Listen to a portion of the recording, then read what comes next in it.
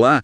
Hoje a gente vai fazer uma viagem interessante. Olha, pela evolução do trabalho nesses últimos 200 anos. É uma transformação e tanto, né? Se a gente pega as fontes, dá para ver direitinho saindo lá do chão de fábrica antigo para as plataformas digitais de hoje. Exato, uma mudança radical mesmo. E a nossa ideia aqui é entender como essa linha do tempo funciona.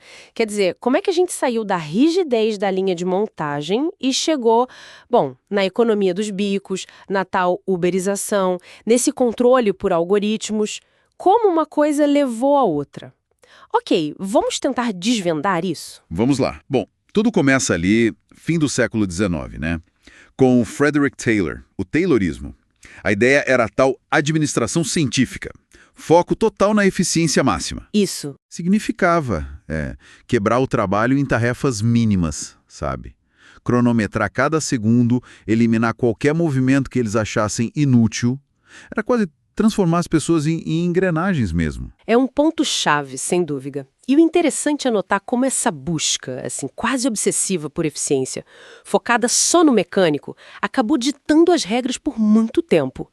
Claro, a produtividade, nossa, explodiu. Mas teve um custo humano, né? Alienação, um trabalho super monótono. Sim. Ignorava completamente o lado psicossocial e reforçava muito aquela divisão, quem planeja e quem só executa. Uma hierarquia bem rígida. Essa separação, a gente vai ver ela voltando de outras formas mais tarde. É verdade.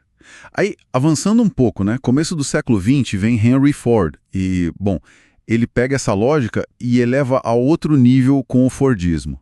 A linha de montagem móvel, o famoso Ford T saindo aos montes, produção em massa total. E tem aquele detalhe famoso, né? Ford dobrou o salário para $5 por dia.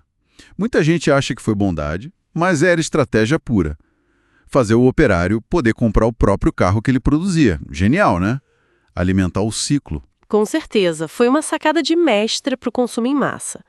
Mas esse modelo, apesar de revolucionário na época, era incrivelmente rígido, né? Qualquer mudança na demanda era um problema. Gerava estoques enormes. Sim.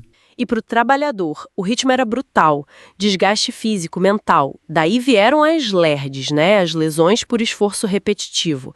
Um problemão de saúde ligado a esses movimentos repetitivos na esteira. Era o auge da sociedade de consumo, mas a que preço para quem estava na linha de frente? Pois é. Aí, pulando algumas décadas, pós-Segunda Guerra, lá no Japão, começa a surgir o toyotismo.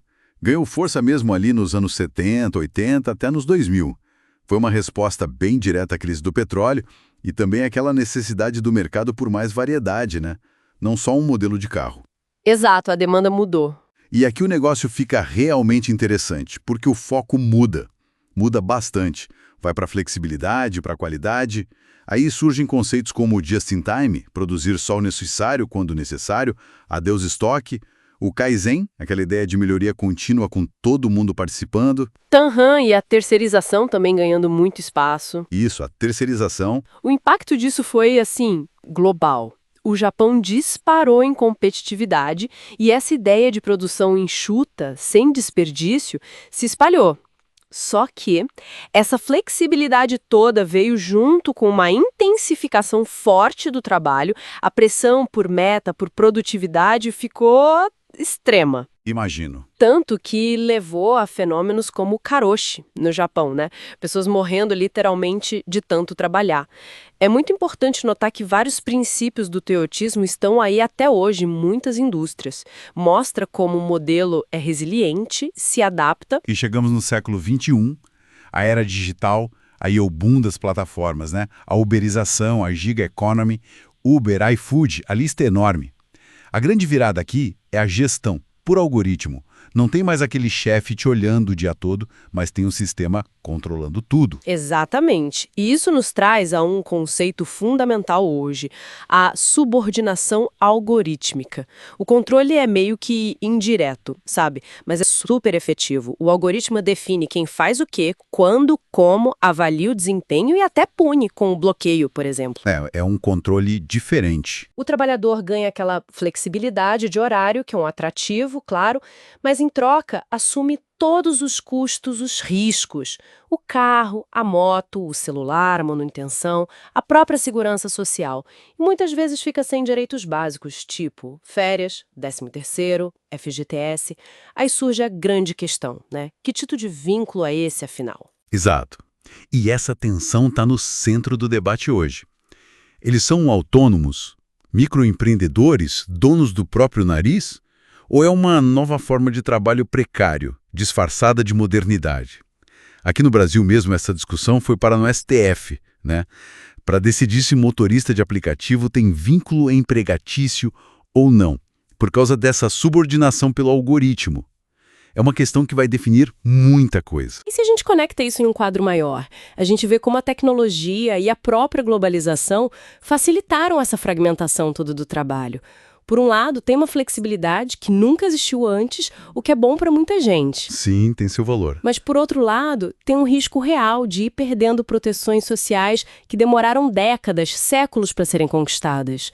É meio que um paradoxo da inovação, né? Traz avanços, mas pode trazer retrocessos sociais se a gente não souber lidar, se não tiver regulação. É um desafio global, não só nosso. Então, resumindo essa trajetória toda, saímos da linha de montagem super rígida, onde a máquina ditava o ritmo.